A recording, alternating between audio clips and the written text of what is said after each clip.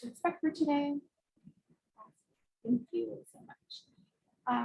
Before we get into what to expect for today, we're going to do a little bit of a grounding really quickly just to situate us into what this work is all about and what we can just to help us get arrived a little bit more arrived in our bodies.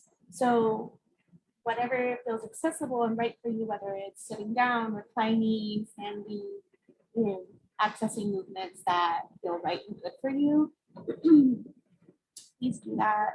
Tune into your breath, soften your gaze if that feels good as we move into sharing the poem. So this is Remember by Joy Marjorie. Remember the sky that you were born under. Know each of the star's stories. Remember the moon, who she is. Remember the sun's birth at dawn. That is the strongest point of time. Remember sundown and giving away tonight. Remember your birth, how your mother struggled to give you form and breath. You are evidence of her life and her mother's and hers. Remember your father. He is your life also. Remember the earth whose skin you are. Red earth, black earth, yellow earth, white earth, brown earth. We are earth. Remember the plants, trees, animal life, who all have their tribes, their families, their histories too. Talk to them. Listen to them. They are alive poems. Remember the wind. Remember her voice. She knows the origin of this universe. Remember you are all people and all people are you. Remember you are this universe and this universe is you. Remember all is in motion, is growing, is you. Remember language comes from this. Remember the dance language is, that life is. Remember.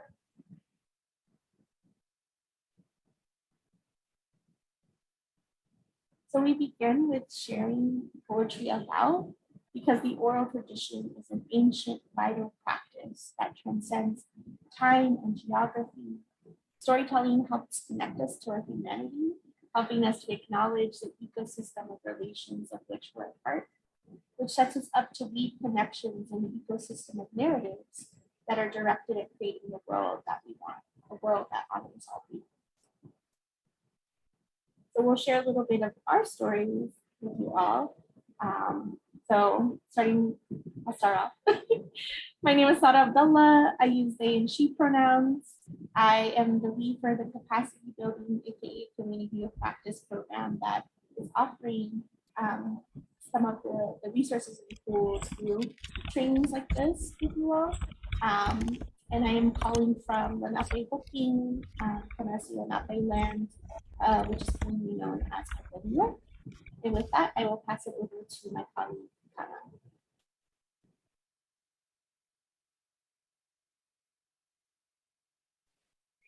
Hi everyone, my name is Kana Hammond, and I use she, her pronouns. I'm calling in from present day or unceded Wenatchee and Yakima land. I also support the Butterfly Lab team on curriculum development, comms marketing, and these trainings. And Sada, we are seeing your presenter notes on the slide.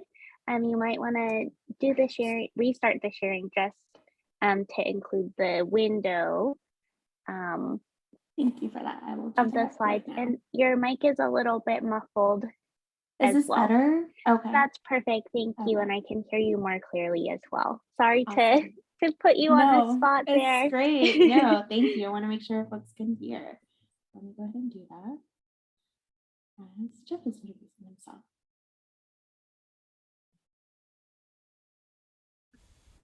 Aloha mai kako, everyone. O Jeff Chang, ko inoa amai kaina o Muakwa Ohlone mai. My name is Jeff Chang, and I'm calling in from the unceded lands of the Muakwa Ohlone people.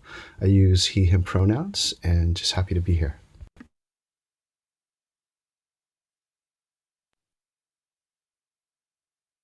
Awesome. Is everyone able to see the slides okay now? Beautiful. Great. So we want to get a sense of who's in this space with you Your all. Yep. your presenter notes are up again. Okay, never mind. Sorry. All good. We're just gonna, I will remember them. So we want to get a sense of who's in the space with us today. So feel free to drop in the chat as we move along, your name, your pronouns, and affiliation if you have any, and what you're hoping to learn in today's session.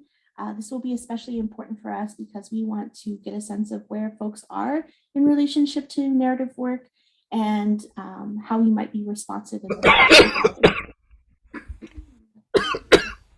Excuse me. So please feel free to drop that in the chat. Okay. As we move along. So to give you a sense of where we're going today, this is just a proposed flow. We're going to go over the session goals. So you know what you're going to walk away with, hopefully, by the end of today's session. And then we'll do some shared language building and understanding of how the Butterfly Lab is approaching narrative strategy so that we all have some shared language and definitions. And then we'll be introducing some of the tools. Some of you may have already seen our toolkit that was produced during the first phase of the Butterfly Lab program, which we'll talk a little bit more later. But some of the tools that we'll be sharing with you all were included in that, including the narrative pyramid tool, the design star, and the narrative system, which we're excited to share with you all today. And then we'll wrap. Excuse me. So the goals for today are, again, orienting folks to the tools for narrative project design and narrative strategy building, that you walk away with a sense of how to distinguish between strategic communications and narrative strategy, which we'll do some unraveling around in a bit. And that you are able to use the narrative pyramid tools as a tool of alignment and strategy. And that you can use the narrative system as an additional tool of alignment within your work, whether you're working within an organization, across movement, etc. And that you have a sense of how to develop and align elements of narrative design strategy using the narrative design star tool. So it's a lot, but we're hopeful we can get you through that all. And with that, I will pass it over to my colleague, Kana.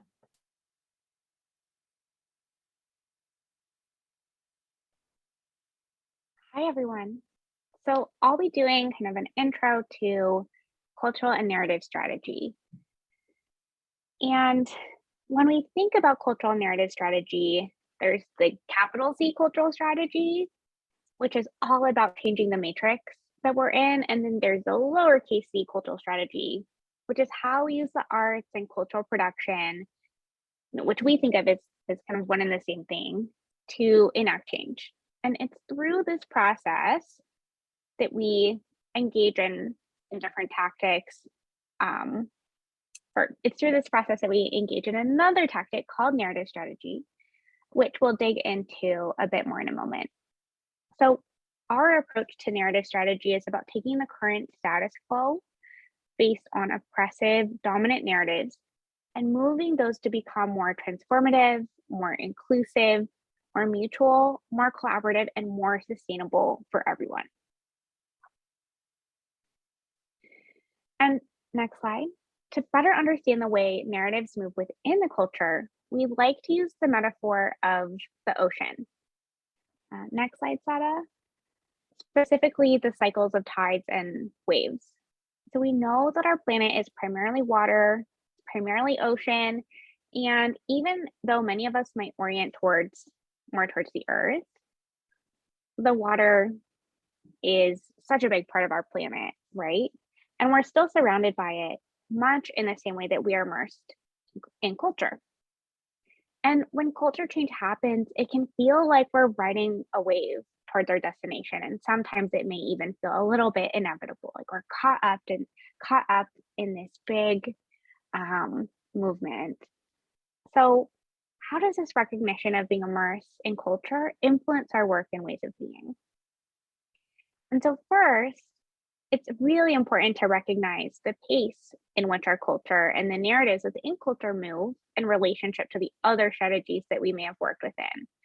And one of the things that we like to talk about is that culture moves before politics and narratives move before politics. We're operating within all of these timelines simultaneously, and we know that the timeline of culture has the potential of moving in leaps and bounds. And culture change in so many ways comes before political change. And if culture moves before political change, that means it also moves before policy. This might feel like a provocative way of looking at things. And next slide. But we like to talk about it because it forces us to think about the movements differently, not bad movements, and the strategies that we're choosing or may choose to implement or prioritize. Culture and narrative can help us expand our imaginations so that we can even begin thinking about the tactical ways that policy will help us create the world that we want to see. And specifically, it's culture and narratives that help us expand our imaginations, right? And without that imagination, we're really limited when it comes to the kinds of policies that can be proposed. So with that pacing in mind, we can come back to this idea of tides and waves as an analogy for the way that narratives move within culture. As we know, the tides in the ocean shift every single day, multiple times per day, rising and retreating, influenced by the gravitational pull of the moon, sun, topography, seismic activity, and what have you. And this cycle is a state of being for the ocean, even in moments of relative opposition or alignment between the sun and the moon. So we like to think about narratives as waves that move against each other all of the time, just as the ocean is always in motion. And so when we're thinking about making waves, we're looking for ways to exert influence on the cycles and on the tides. The narratives, the waves, all of these are ideas that can be pushed by, moved by, or overwhelmed by, and generated and created from scratch. So if we understand that shifts and changes are the state of being rather than the sole aim when it comes to narrative, we can start to identify what exactly we want to influence and what we want to move towards. What are the conditions that we want to normalize rather than be the exception? We can also start talking about how relying on a concept of a shift or change of the narrative is the only aim. So instead, if shifting is a natural state of things, instead of using a narrative shift as the ultimate goal, we really think that building narrative power is the point of it all. When we arrive at a place of our narratives being the predominant narratives, next slide, we've created a new reality and we've generated narrative power and cultural power, and we've built narrative and cultural equity and justice. And this is exactly our theory of change. We're building narrative power, not narrative shift. Right? We're getting more specific about the role that messages, stories, narratives, and deep narratives play, because even if they're often conflated, they're not the same thing. Next slide. And that's why, when we conflate these elements, we're so unsuccessful in building narrative power. So, and we devised a little tool that puts this theory of change into practice, which Sada will talk about in a moment. But before we get there,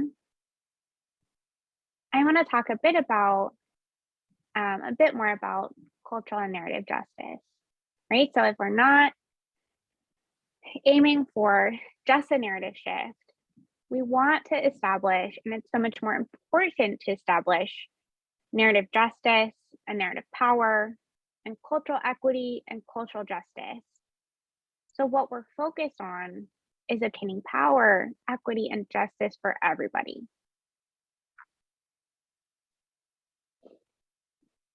Next slide. So let's kind of get a little bit more tangible. I know I've been at 10,000 feet, and I want to talk a bit about the difference between strategic communications and cultural strategy.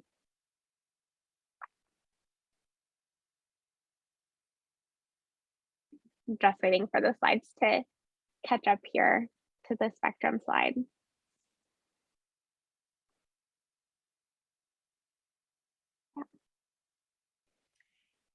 And I want to be clear, it's not necessarily that strategic communications is acting in opposition to arts and culture-based strategy, but that's often a place where people are starting, right? So we zoom back out to look at the field of narrative strategy, which emerged from the work that people have been doing for the past 2 or so decades to advance and advocate for the centrality of culture and narrative as tools to advance social justice. Narrative is still really, really nascent, and it's coming up against longstanding beliefs within the movement that arts and culture are fluff, just aesthetics. They're not real drivers to build power. There is a lot of investment in the methodology of strategic comms as a tool to shape policy, politics, and movement. And what we have seen, especially for those who are artists or organizers, is that we also need to invest and prioritize in culture and narrative strategy alongside the communications work.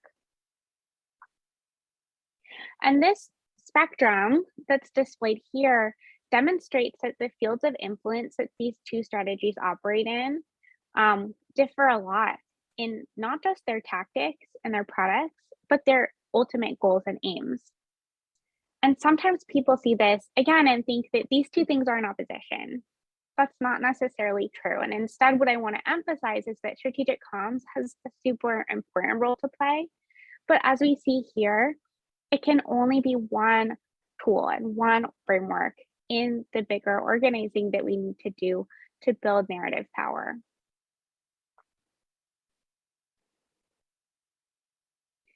So with that in mind, I want to hand it over to Sada to talk about our narrative pyramid tool, which will help you and help the group make a bit more sense of this kind of high level thinking about narrative and cultural strategy and put it into practice. Awesome. Thank you so much, Kana.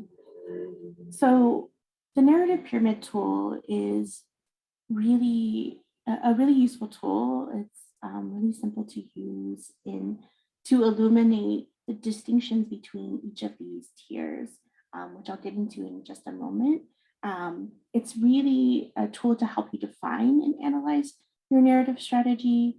And we use this tool to establish shared language narrative design because there's so often a conflation between each of these tiers and a little bit of just like mixed understanding around what differentiates a message from a narrative and so on and so forth. So we'll begin with the tier that may be most familiar to folks in this space, and that is messages. So messages form the base of the pyramid because they are the most prolific. They are most commonly used within strategic communications. They are ephemeral. They're often a shortcut used in campaigns. And they constitute a numerous amount of what we see within communications and the narrative landscape, and are often targeted towards differing like audience segments. And they only make sense within the context of a narrative.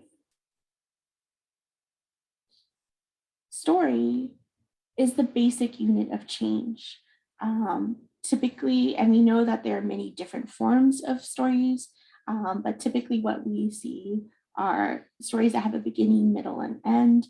They have protagonists and antagonists, cause and effect, and they are used in order to embed, they often have values embedded within them and are used to shape our understanding of ethics, our worldviews, And they tend to have a little bit more traction in the narrative landscape and what folks are gravitating towards. The next tier are narratives. They are aggregations of stories and messages. They help shape a point of view about a particular issue or question. And they also generally tend to impart some sort of emotional impact, how we should feel about that issue or at hand, or the question that's being positioned in the narrative. And then offers a framework of analysis around how we should think about that issue or question, and often provides a call to action, informing how we should respond to the issue or question. And at the very top of the pyramid are deep narratives. And these represent our worldviews or cosmovisions. They're often our deepest values.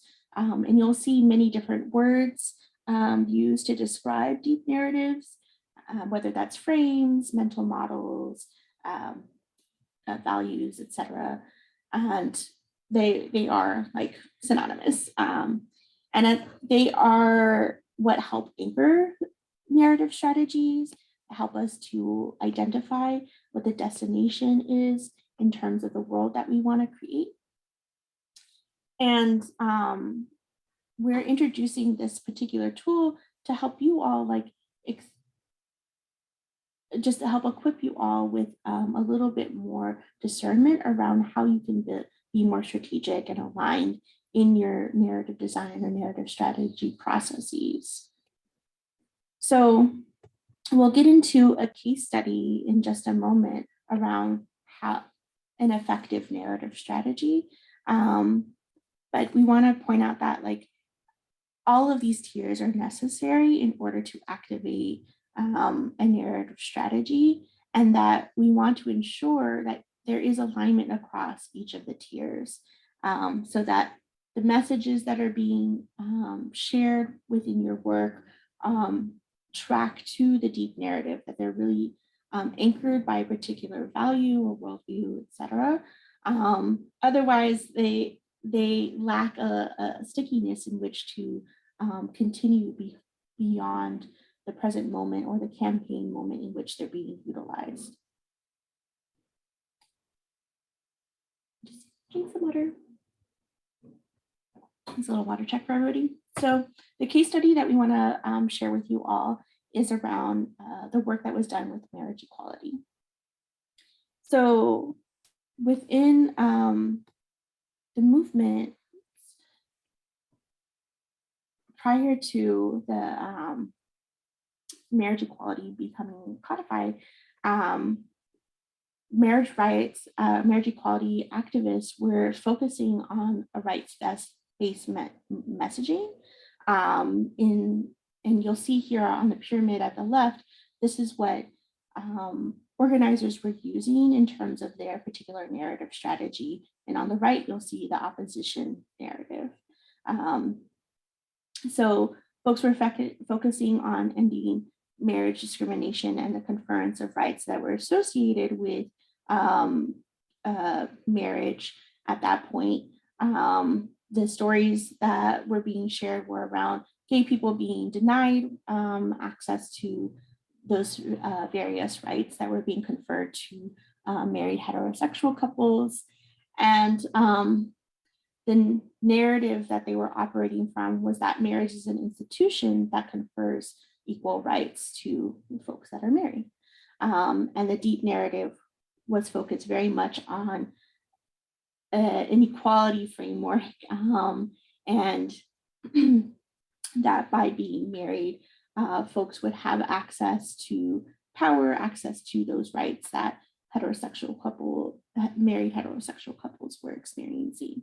And on the opposition, we see that the messages, the beliefs that were present are that marriage is between men and women, rights aren't just handed out, that the stories or around marriage as a institution that was centered around love and commitment, that's a lifetime individual commitment. And the deep values informing each of those tiers were tradition, commitment, and scarcity, as we see with rights-based organizing or rights-based frameworks. And so what folks experienced as they were organizing was not that there was an idea that traction wasn't taking place and movement towards marriage equality wasn't taking place because there wasn't enough awareness. But what many organizers soon began to realize, and what constituted a pivot point for folks, was that the messaging around rights was very much alive and well, but it wasn't resonating with folks that could be persuaded to get on board with marriage equality. And when they started to identify a new narrative strategy tactic, which was love is love, that's when they started to gain traction because there was a focus on shared stories of love and commitment. And so that's why we saw a shift towards love is love as the narrative that was being disseminated. And so we see the difference in the narrative pyramid, if you will, in terms of the strategy that they were employing. Love is love being the message that was proliferated through the campaign. Folks sharing stories of love and commitment, that marriage equality should be conferred because love is love, regardless of the configurations of and identities of the people entering into those marriages, and that the deep values that were equality, inclusion, and love, as opposed to a rights-based framework. And then how do we know that we started to see some traction in relationship to that narrative change? We see instances in the media polling that there was a tremendous shift in terms of approval of same-sex marriage. You see here that 67% of Americans at this point are expressing their approval of same-sex marriage, which was a tremendous change from the 27% that when polled folks were in favor of gay marriage.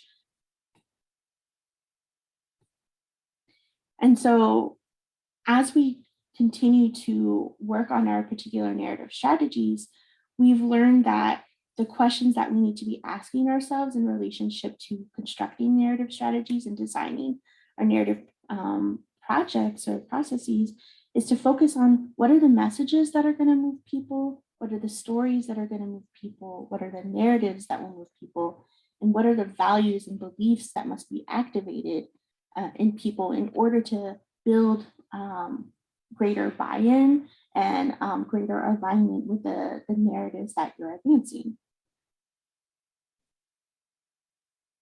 So I know that was like a quick rundown into the case study, and I'm sure there are questions that are surfacing for folks. So we definitely want to open it up and hear from you all. You may have already been popping things into the chat. Awesome, we're in a beautiful like time space.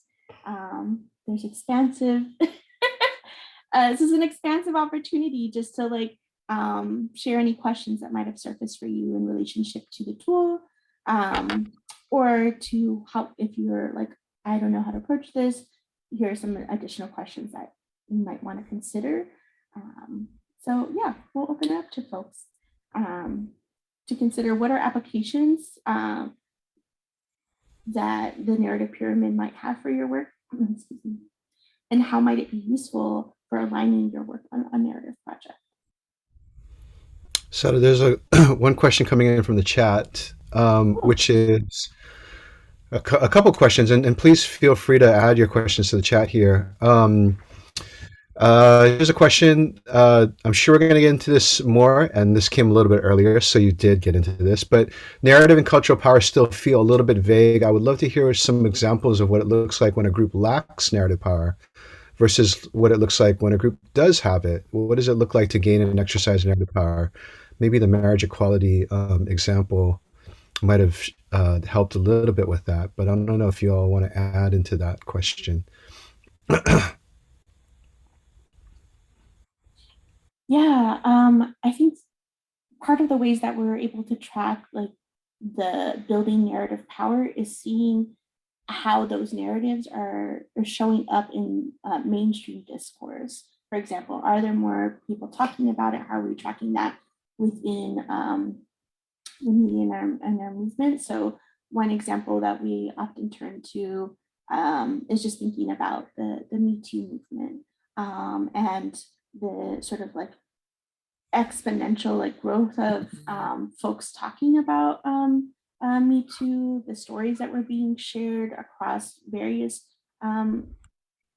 media and communications platforms as a way to identify that there was growing power and a call to action with the Time's Up movement that sort of like came out of that.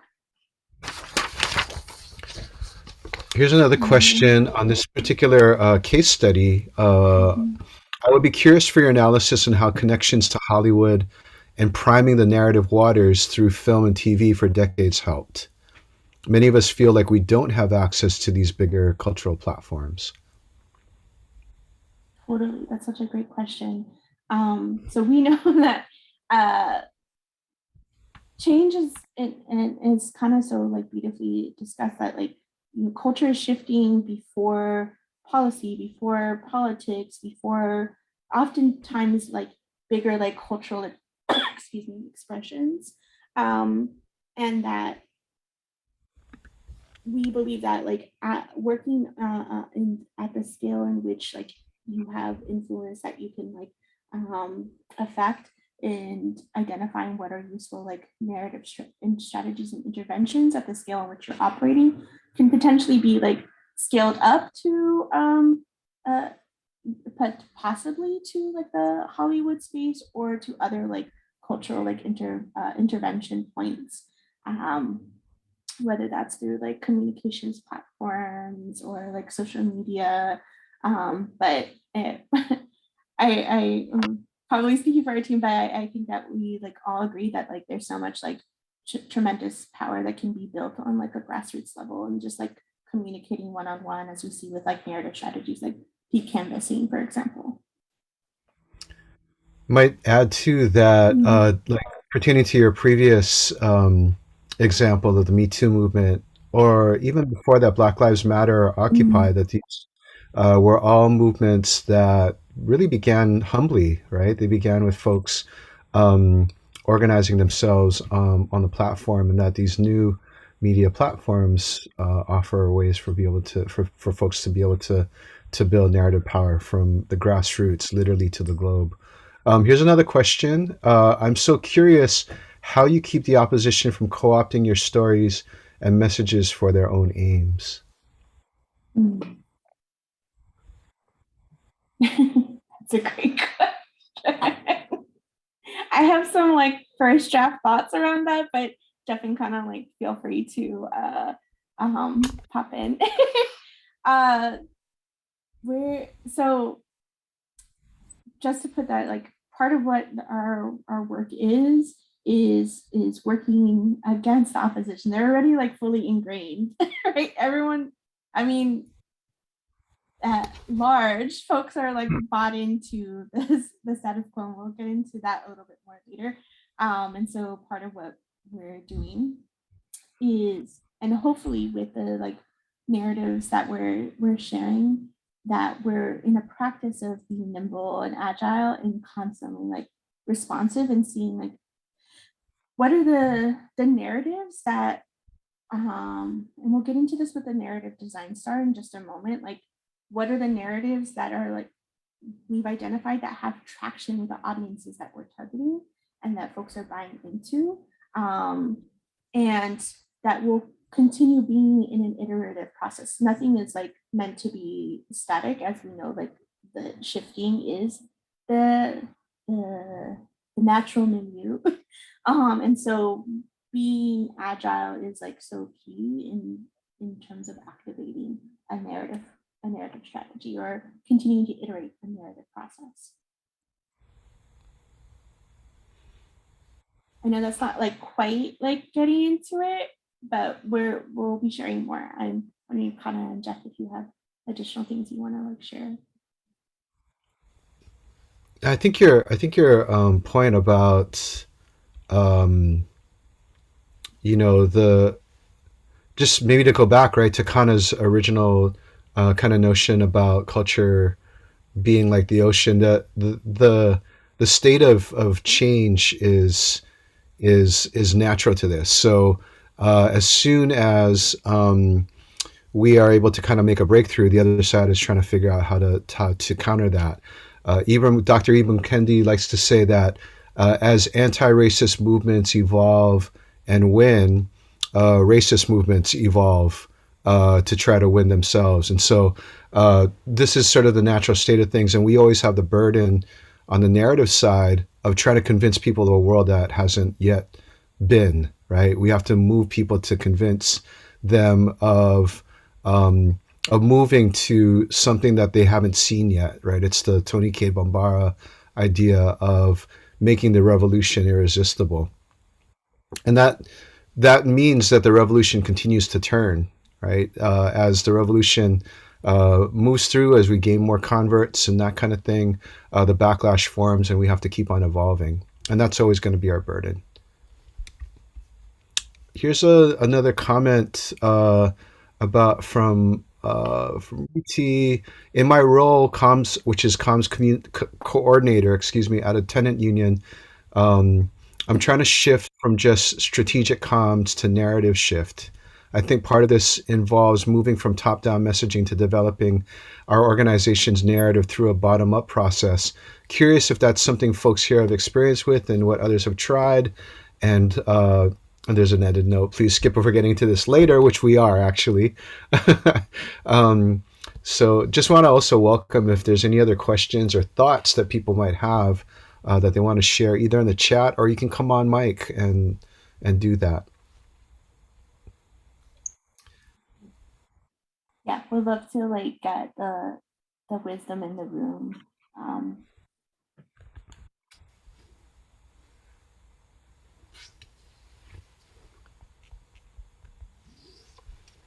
And I can't see the chat, so I don't know if folks are like having a conversation or not, but definitely feel free to like continue there. Or I see something. Mm-hmm. Yeah, here's another. Oh, here's a question. Hand raise from Tatai. You want to come on, Hey. Mike? I don't know if Yep. I pronounced your name correctly. I'm sorry. Oh, no, it's okay. My name's Al. Hey, folks. Actually, it's in response to that comment in the chat about kind of bubbling up from the bottom as opposed to moving from top down.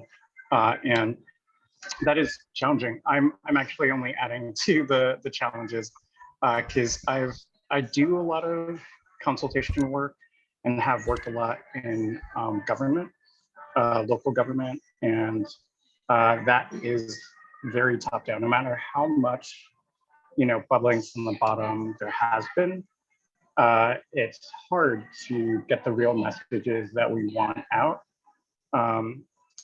without fully, getting that buy-in from the top and working from a top-down system. So yeah, it's made me really question whether or not doing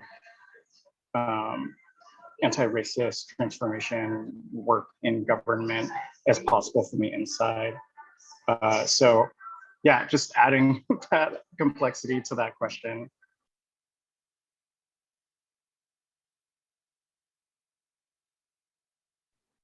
Thank you for adding it there. Kana, I don't know. Oh no, I was just gonna lift up a question in the chat as well from Angie. Is it possible that the deep narrative isn't deep enough? It seems if all things flow from it, it seems that there's actually really only a few, maybe three entrenched narratives that we're all fighting against, like white or male privilege, entitlement to own people and land, and that the planet is meant to be extracted from for the privileged few in power.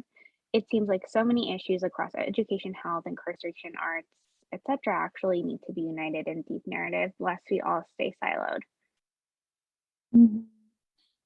Yeah, I mean, so tying those stuff to questions and offerings together, and then I see Panthi or Panthea, sorry, I'm mispronouncing, y'all's comments and questions that they're, we know we're working against like many narratives, many deep narratives, and we'll share a little bit more in a moment.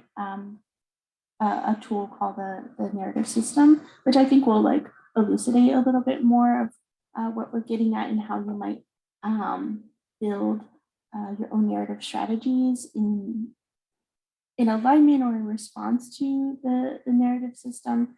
But I would say that like identifying the deep narratives, I think it might be helpful to think about them in terms of as like worldviews or like your like core value that you're operating from. So as an example, one of the like deep narratives that we'll talk about in a little bit is interdependence, right? And there's like a couple of like narrative prompts that we have underneath that. And there are many expressions in how one might approach or craft a narrative project or narrative strategy that holds interdependence as the core value. We totally don't think that there needs to be like a monolithic approach into how folks are building their narrative projects or narrative strategies. We do think that's going to take many different strategies and approaches and narratives that are all like anchored, hopefully in alignment across the work that we're specifically doing around like the pro-immigrant movement. But just as there are as many narrative or deep narratives that we're identifying, it's the same with the opposition. And again, it comes back to that like agility with an iterative process. And just noting the time. And I think some of this will become a little bit clearer as we go into the next tool, which is the narrative design star. But I know before we move on, I know there was another person who had their hand raised.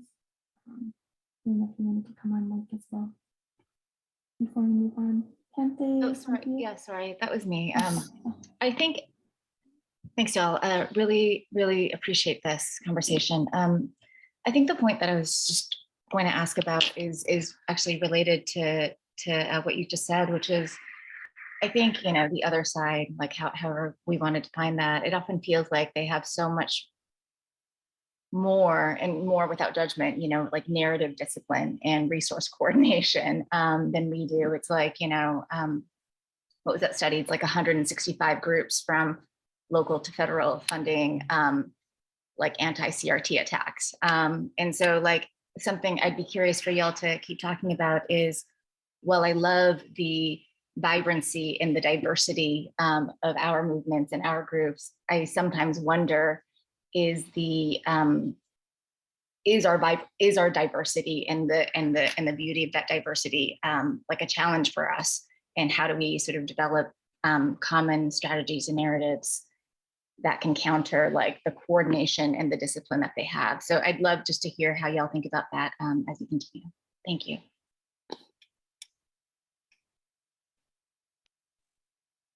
That's such a good question. I have some thoughts, but I want to like make space for Kana and Jeff to respond. So I'm seeing some sparks. Do you want to address it quickly, and we'll talk more about it in the next section as well. So go ahead and do this short. Yeah, well, I actually think that might be a good segue. I'm like, what can I say that you won't already be like sharing? But I'm so glad that you offer that. I think we should just like move into the next bit. It'll become a little bit clearer. So with that, I'll kick it over to Connie.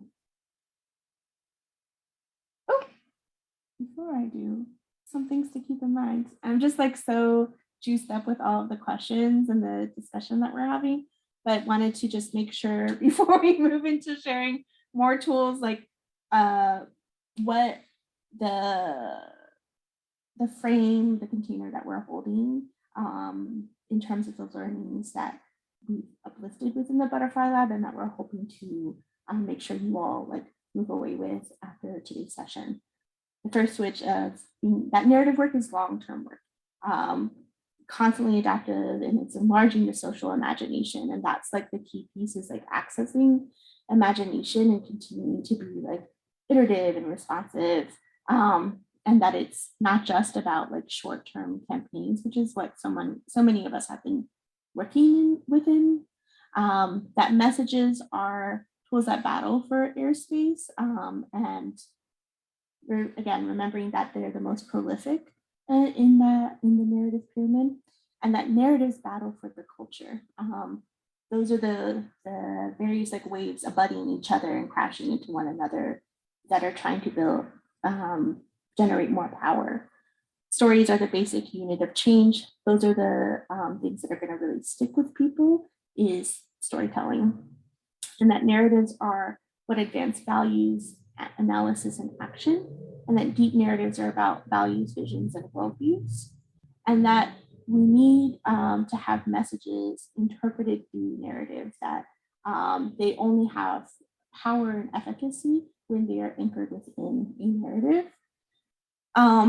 And that we need to build long-term narrative infrastructure, which is kind of getting us into what we hope you all like ultimately walk away with, that part of building narrative power is having the infrastructure, the resources allocated to like spark and meet cultural inflection points.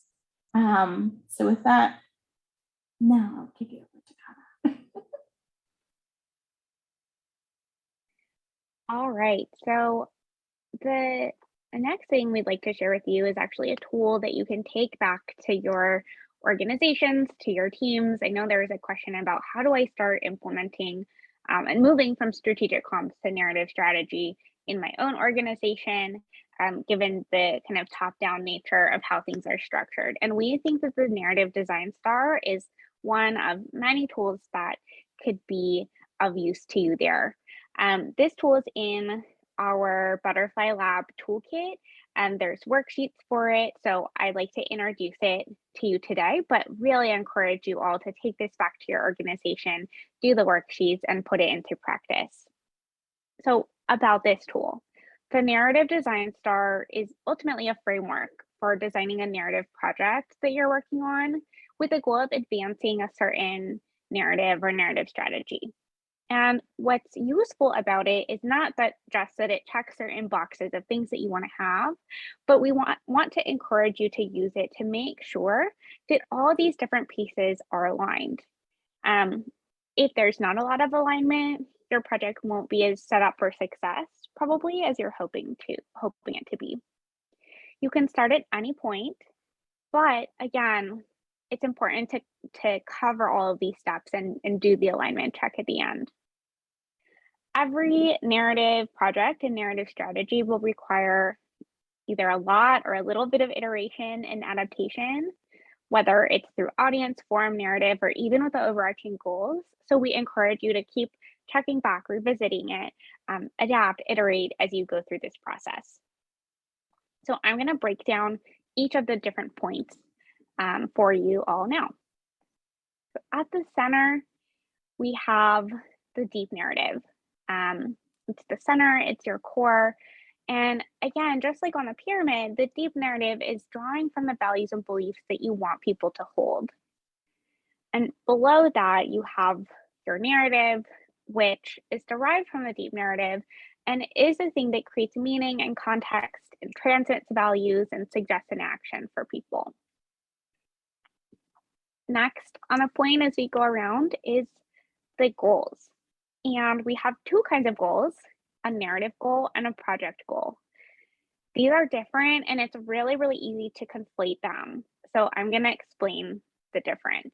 So a narrative goal is about what is the narrative that you want to build power for? And often it sounds like the way it's phrased is, I want to advance XYZ narrative, right? Then the project goal is what do you want your specific project to accomplish? Knowing that there may be so many different projects or paths or tactics that you engage in the process of advancing that ultimate narrative goal. So it's possible that you have many different stars of many different projects with the same narrative goals, deep narrative and narrative, but the project and form or audience may change. Next up, we have audience. And we like to think of audiences actually having 3 types. There's the core, there's the stretch, and there's the opposition. The core audience that's people who are already in agreement with us. And the goal is for them is to activate them and to act in ways that we need them to win. The stretch audience, those are the people that you want to have on your side to win. And often we need to flex new muscles to understand, reach, and convert them. And lastly, we have the opposition audience. Those are the people who are staunchly opposed. You're probably not going to change their minds. And they're often advancing the narratives that we are trying to counter. Your project does not need to be reaching, and actually it's often not recommended that you're trying to reach all 3 of these different audiences simultaneously. We do really encourage you to separate out who's a stretch and who's an opposition, though. It's so easy, given that the opposition right now has a lot of narrative power, to assume that it's either those people who are with us or against us in a kind of binary. But in order to scale narratives that have the potential to win, those stretch audiences are really, really important. So we encourage you to invest in whatever you need to do to better understand and include those audiences as their own thing and not to leave them out of the picture. Last but not least, we have form. And basically, a simple way to explain this is just what form will your project take? Is it going to be a YouTube video, a mixtape, a TikTok challenge, a rally, a lobby day, a fashion show, a fellowship? You know, your form could literally be anything. There's no right or wrong form, but what's important is that your form is aligned with your audience and with all the other points on the start, your goals, narrative and deep narrative and narrative goal.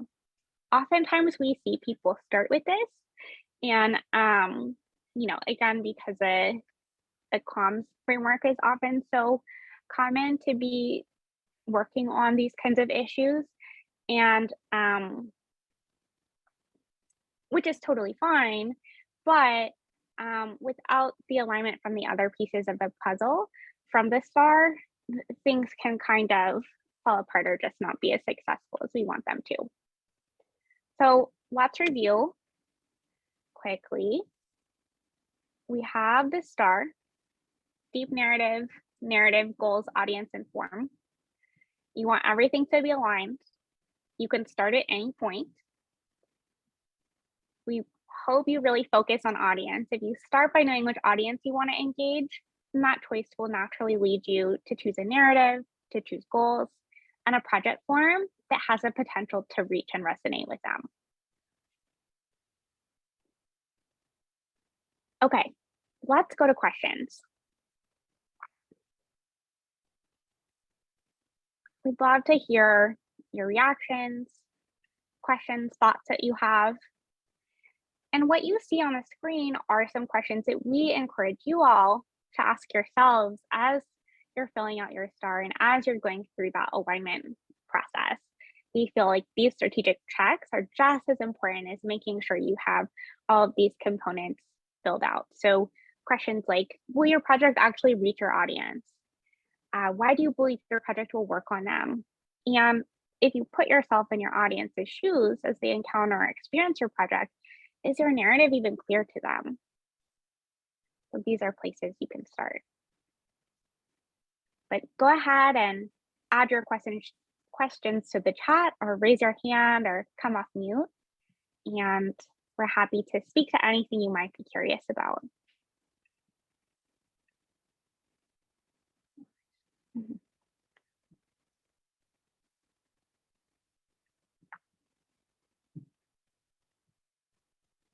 wait just another minute, and if there's no questions, we can move on.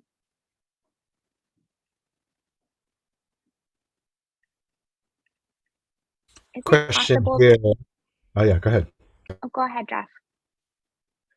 No, I was just going to read the question just like you. Okay, so is it possible to bring this down a level from conceptual and work through the model with an example? So we don't have time right now in this session. And other trainings we do, we usually workshop it with an actual project. So our projects in our Chrysalis Lab grant program have been working on this.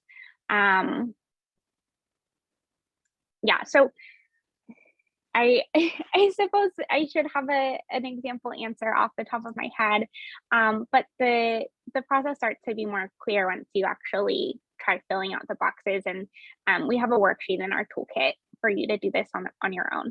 But definitely reach out to us if you try it and want some support or are running into additional questions.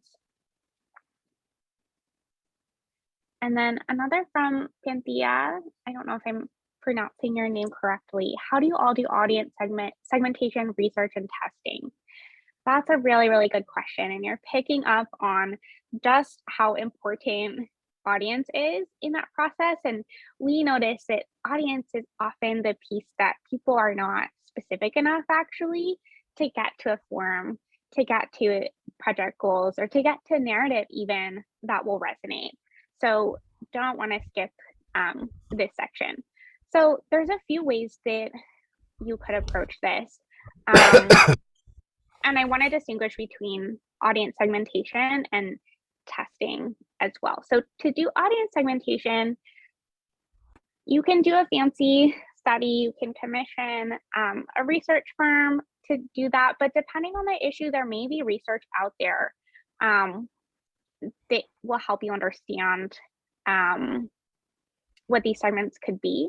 I also encourage people to just think a little bit more beyond just demographics, right? So knowing you want to reach millennials or Gen Zs, for example, might be a place to start, but it probably won't tell you very much about how they think or feel about certain issues, what's going on in their minds.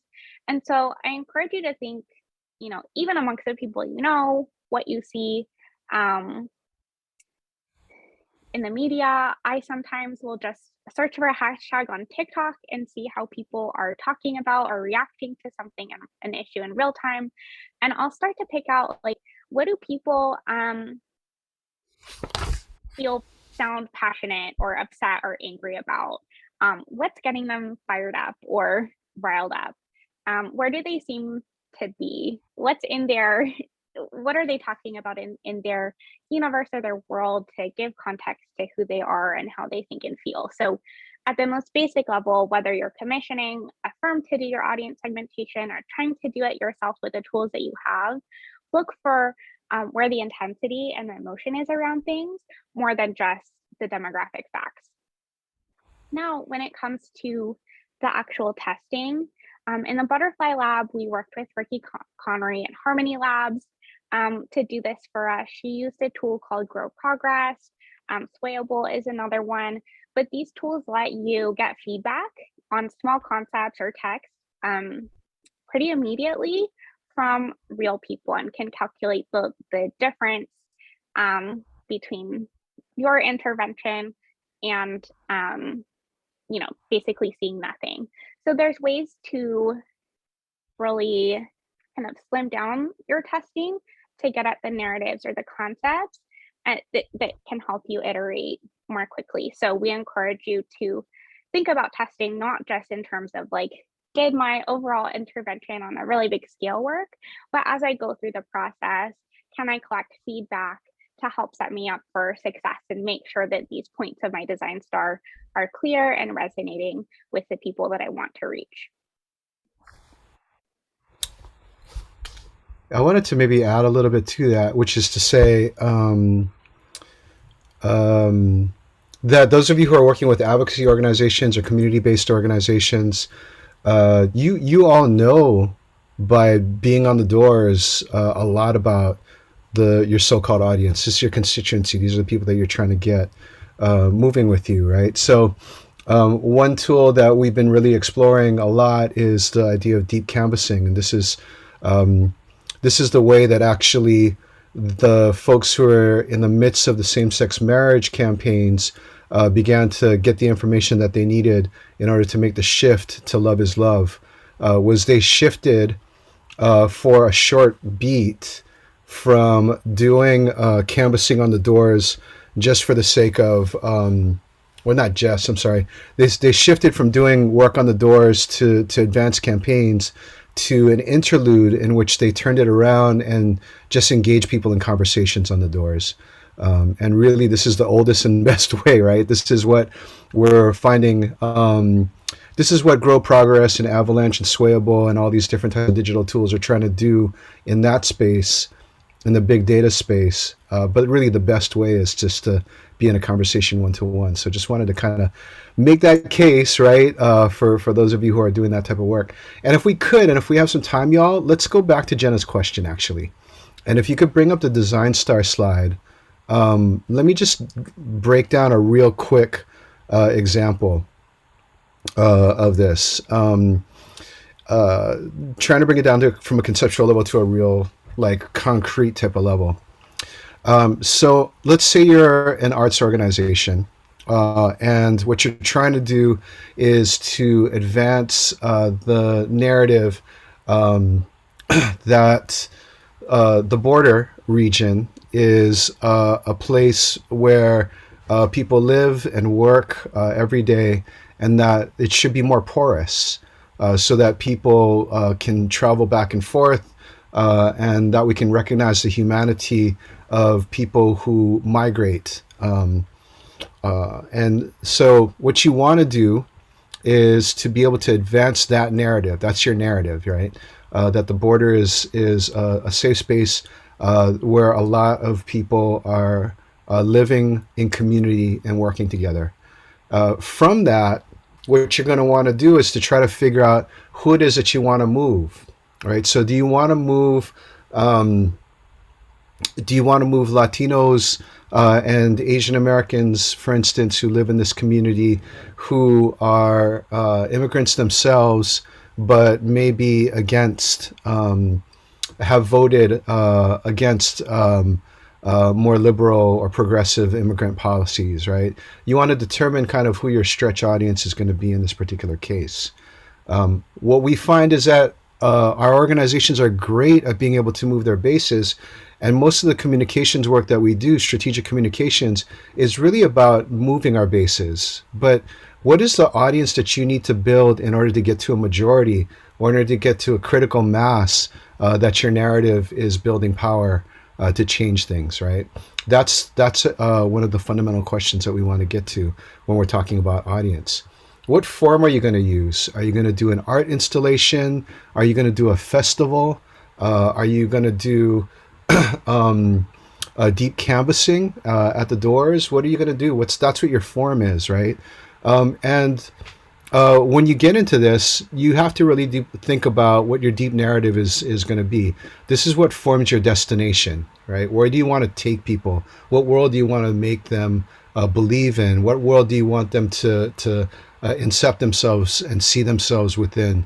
What world do you want to engage them in building together? Right? That's where the deep narrative piece is going to take you. And then you get to the question of goals, right? What are your project goals? That is, what do you want to get accomplished of your project? And what are your narrative goals? What are the goals that you want to get done as far as moving and building power for what narratives? And then you iterate. After you've gotten all these pieces in place, you iterate and you try to find alignment and see where things might be out of alignment and might not necessarily work too well. Maybe the narrative that you're working on is not fitting the audience that you want to get to, or maybe the audience that you want to get doesn't necessarily go to art installations or the kind of festivals that you want to do. So maybe there's some misalignment between the form and the audience, right? And so this is the process of iteration, and that's what we were talking about with regards to moving around the Design Star circle in whatever direction that you need to in order to make sure that all of these different points kind of fit together, and that you feel like you might be able to really reach the audience that you need to do with the form that you have to advance the narratives and the deep narratives to get yourself to the goals that you want to get to.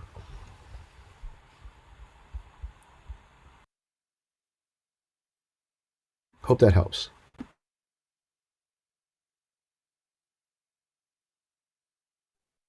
Thank you, Jeff. We have time for a couple more questions or responses to what was just offered.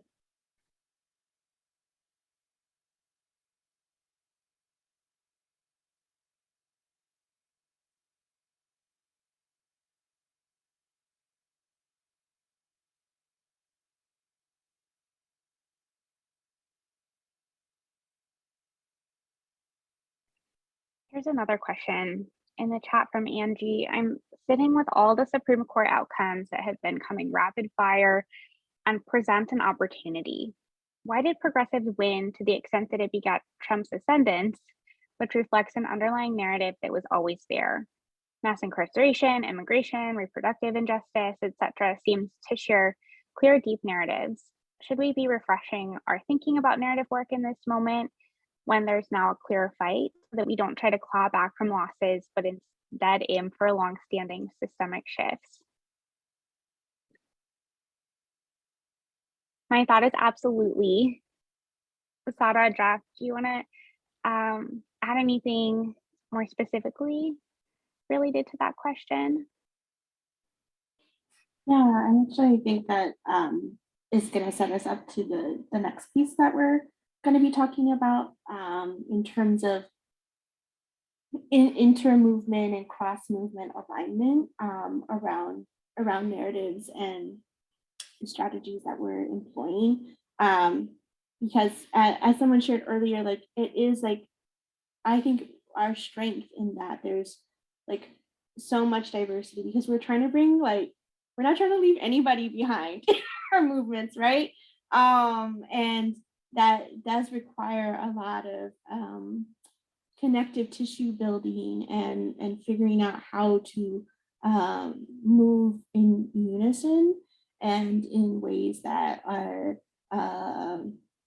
differentiated and that don't need to be monolithic in the ways that we are approaching building narrative power. So yes, to Connor's point, that a shift in approach is definitely necessary. And I think that like part of what we've identified and what some of you all might have noticed in your own work is the conflation, for example, of the different like tiers around that narrative, whether it's like messages, stories, etc., or reliance on just not to knock strategic communications, because it's a totally vital tool, and we'll get into that in just a moment, but that there's an over reliance on one strategy or one strategy is resourced, whereas we need a multiplicity of strategies and approaches that are going to like really speak to people's values or deeply held beliefs and the ways in which we want to like build power and upliftment around beliefs that honor everyone's inherent dignity and like build a world that we are all like hoping to, yeah, bring into reality.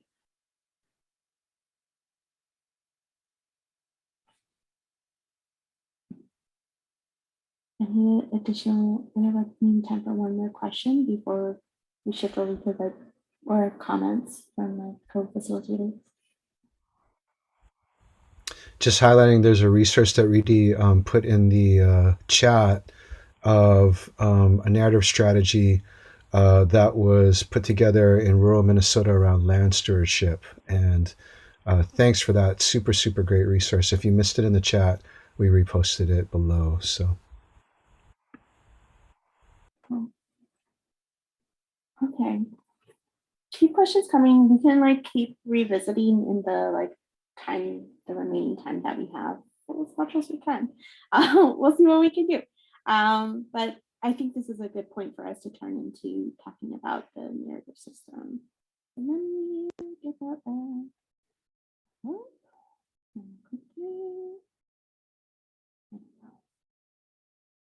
So coming back to what we shared earlier around how are we building narrative power, and this is the Butterfly Lab's theory of change. So we believe that our narratives are working together to create an environment or build a world through the ideas that we're advancing in all of those tiers of stories, messages, narratives that are encouraging people to make choices, that action piece, whether it's befriending, protecting, voting, standing up, or other types of interventions that are establishing a culture that advances a set of worldviews, the deep narratives that we want people to hold, and that this is the process of building power for a narrative system or alignment.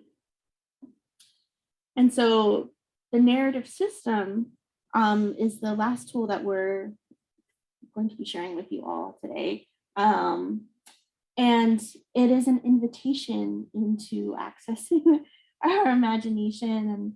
And I really love this artwork that is referencing Miriam Kaba quote, when something can't be fixed, then the question is, what can we build instead?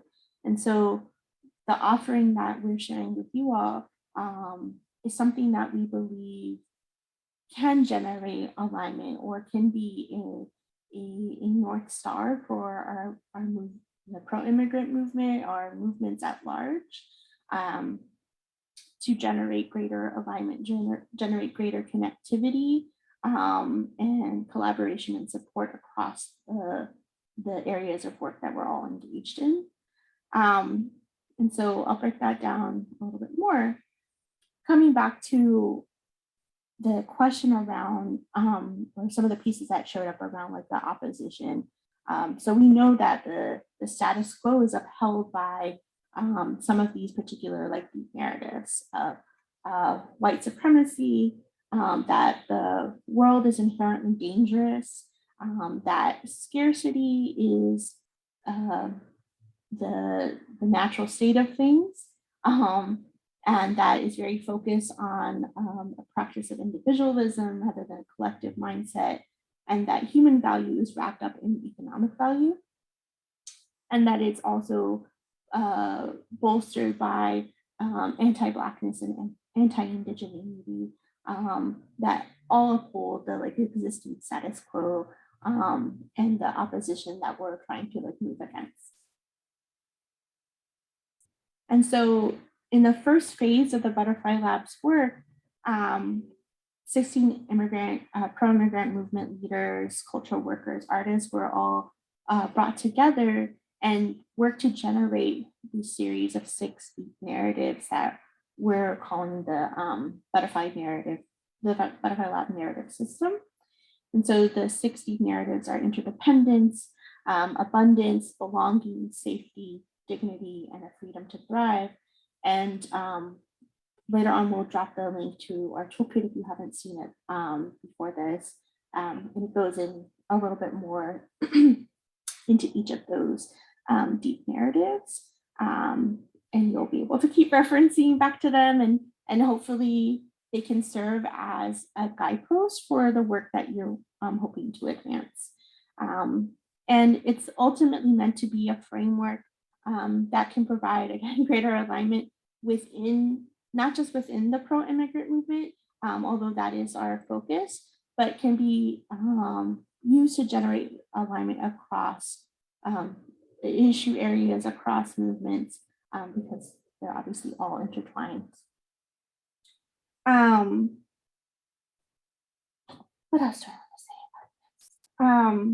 And that the narrative system is really meant to provide guideposts to inform the direction of the work, that they are here to anchor whatever your narrative project or narrative strategy, whatever form that takes, and that these aren't the end all be all, right? We'll continue like iterating and hopefully get to a place where there is like so much buying around these 6 deep narratives that will aspire to like even more robust and transcendent deep narratives to continue evolving and shaping the world that we're in.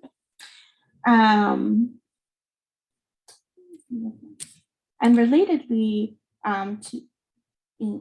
another tool that, or just a frame of reference that we use in relationship to the narrative system is the narrative ecosystem. And so you see here something that I mentioned earlier, which is that strategic communications, for example, is just like one of many tools and areas of work and strategies that we can employ to really support our narrative work and continue building greater narrative power. So whether your work is involved in research or within journalism or media, whether you're entering into the work as an artist activist, an advocate, organizer, whatever your role is, that we all have a part to play in activating this narrative system and this narrative ecosystem. And what we're hoping folks are able to take away from this is that the necessity of multiple strategies and the necessity of building greater collaboration and moving away from siloed work or moving away from the idea that we need to have like communications discipline, for example, and that there's only one way in which to like advance or get us to the world that we want. But there are multiple interventions and multiple modes of practice and multiple players that are needed in order to activate this narrative system and ecosystem. And I'm sure, like, you know, folks that are showing up, like, you're already like bought into that. But I wanted to, again, like open up a couple moments of space as we're winding down, just to get a sense of how these tools might have application for your work, how you might integrate them into your existing work, or inform work that you want to activate. And if there are missing pieces that you all want to uplift or want us all collectively to be like attending to, and to maybe be considering like what you might like to do with your collaborators to extend or refine the narrative system that we put forward.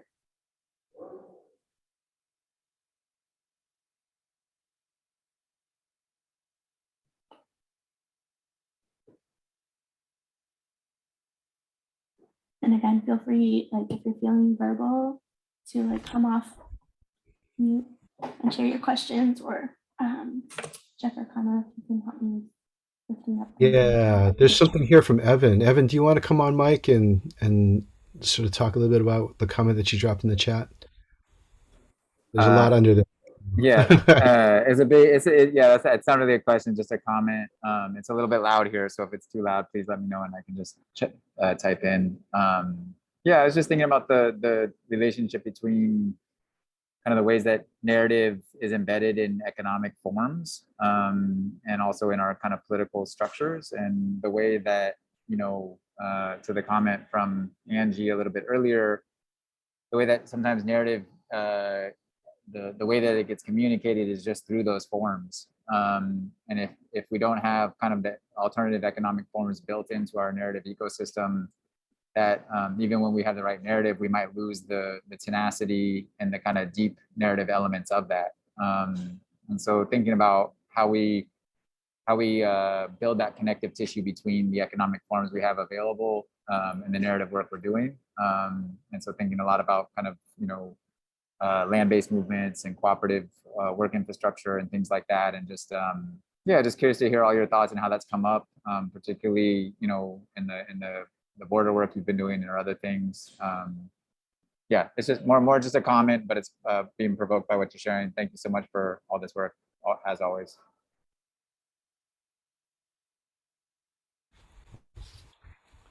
Yeah, I think maybe one way to think about the idea of the narrative ecosystem is that the narrative ecosystem really is all of the stuff that we do in the movement.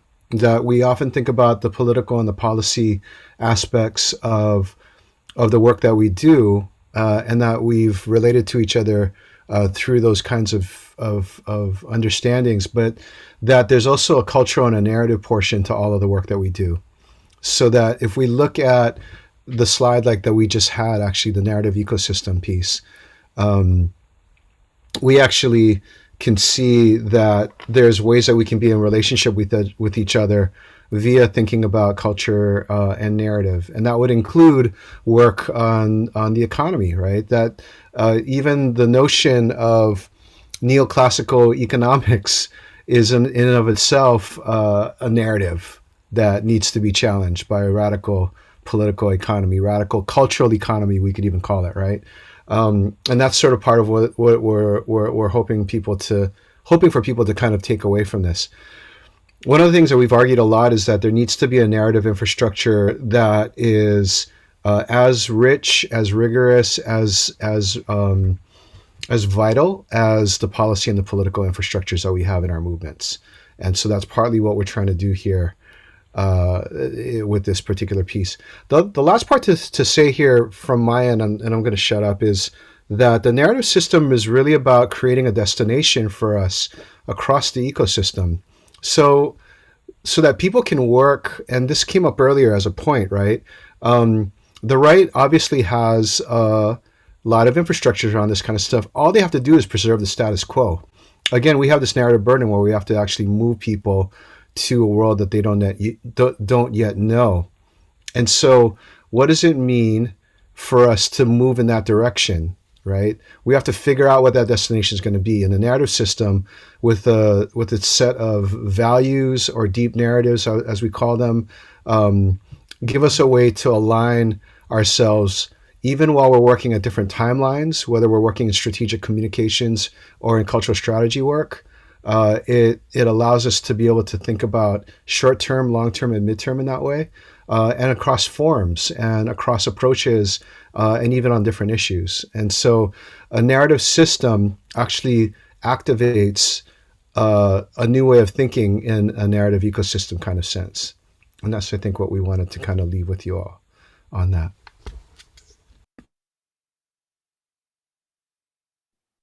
Oh my gosh, thank you so much, Jeff. And that like wraps us up so beautifully. As we like wind down our time together, I'm just gonna pull up the resources we wanted to share with you all. So we mentioned a couple of times the toolkit that was generated during the first phase of the Butterfly Lab. This is a feature for all of us toolkit, and you can access it through this bit.ly, which will also drop in the chat. And a resource alongside the toolkit is really beautiful. I do say so myself. A really beautiful report that we generated to accompany the toolkit that goes through our learnings and additional resources and ways of approaching the work. And then finally, we would love to continue this conversation. We know that this is like a particular container of time, but we would love to stay connected with you all. We have a email list where we're sharing about more of our upcoming trainings and other things that we're doing this year. So we would love for you all to like stay connected with us, and you can also access it from bit.ly/about lab. And I just want to because Sada is actually being really humble here, but Sada has created an entire program in which we actually are able to get into a lot deeper aspects of the kind of work that we're doing here. So we are going to be offering trainings. There's going to be a training in September that will allow us to get deeper into some of the concepts as Kana was talking about earlier. And the best way to stay in contact with us is to join us on the email list. Thank you so much. It's a collaborative effort, y'all. I'm all about it.